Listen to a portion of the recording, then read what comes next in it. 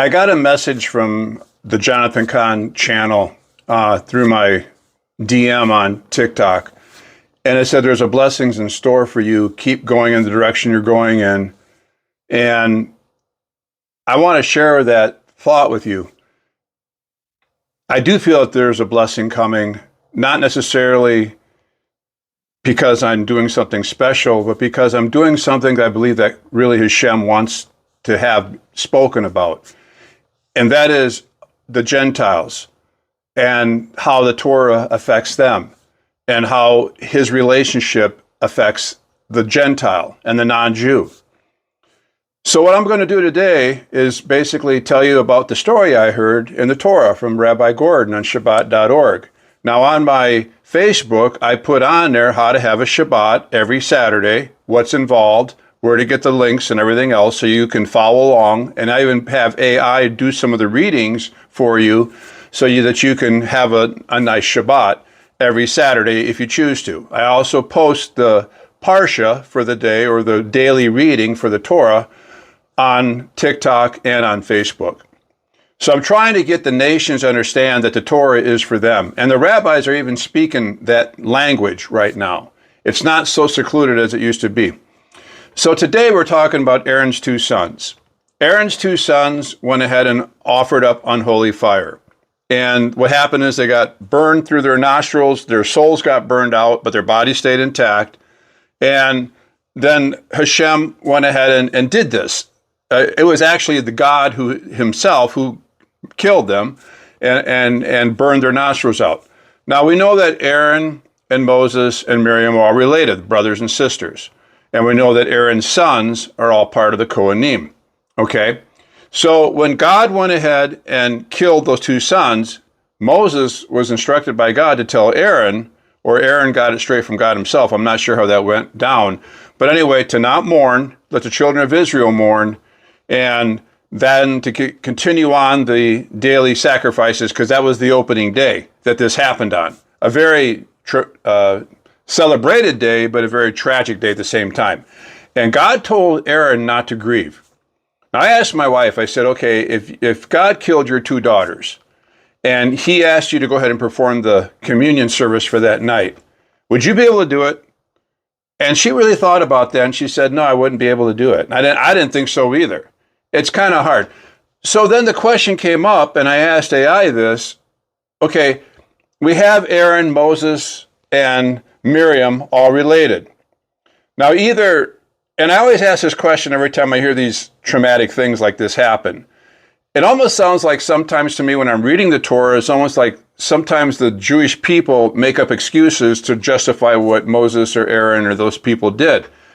So then I come to the conclusion, I say to myself, okay, if the Bible and the Torah were just this great big made up story by Moses, and it carried on through all these centuries until we had AI. And all of a sudden now we have these great revelations like people like Billy Carson and all these different people saying, I have the revelation. And the reason I bring up Carson, whatever his name is because he made some pretty grand statements and stood against them. Farrakhan did the same thing in the 60s.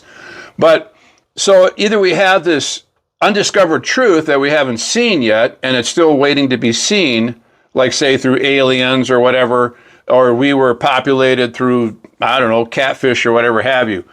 Or the Bible and everything else is true. And so I said to myself, okay, if the Bible is true and the Torah is true, and the only recognition that we have of creation is from Moses' account and spoken down through the ages, the oral Torah, and then we have the Tanakh and then the New Testament, and Jesus Christ and everything else, then if that's all true, then we need to go back to the language that they spoke in and understand it, which is Hebrew.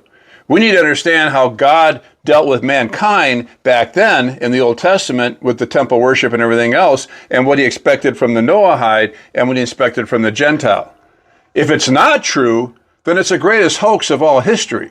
And we're still looking for the truth. Did we come from aliens? And then I said to myself, okay, if we came from aliens, then we have to think about that. Okay, the aliens drop us off, seed us, whatever their ideology is on that whole concept. I don't know if it's Scientology or whatever. They seed us, they leave us alone for millions and millions of years, and they come back and check on us. Either they're going to harvest us or do something or elevate us or whatever. Okay. That's not a very good place to be, because now we're left to, there's no morality. The only morality is what the society of the majority says. Everything is based off of randomness. But then we have that other side of the balance. Okay, now that we know about quantum, and they call it spooky science, that through observance, having a conscious mind behind the detector plate in the double slit experiment causes some action to happen. We know that matter has memory.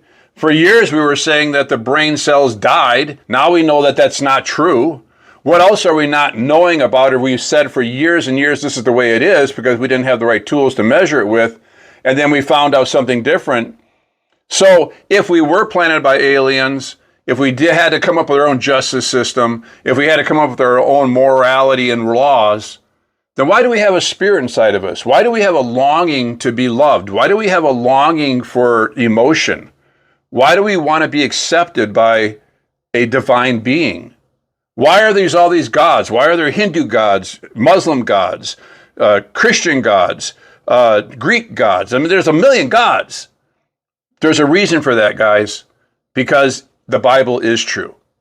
The Torah is true. The things that happened to Daniel, the things that happened to David, the things that happened to Ezekiel are true. We're reading history that has happened. And the God that interfered or intervened in those lives is the same God that we serve today. So we need to understand how he works. We need to resonate on his frequency. That's my sounding message in everything I say. Resonate with the tone. Resonate. Speak the way God told you to listen, to talk to him, so you can hear him, so you can resonate with him. It's been proven in quantum theory, quantum mechanics. When entanglement happens, and then we have that superposition thing happening, it elevates us to the highest level of our ability. When all of our being is connected to God and that source, we become very great thinkers, we became great questioners, and we became very intelligent, and we're able to produce that knowledge that only comes from God. That's what I want to talk to you about today. And maybe every day I might do another lesson if I think about it in a setup like this.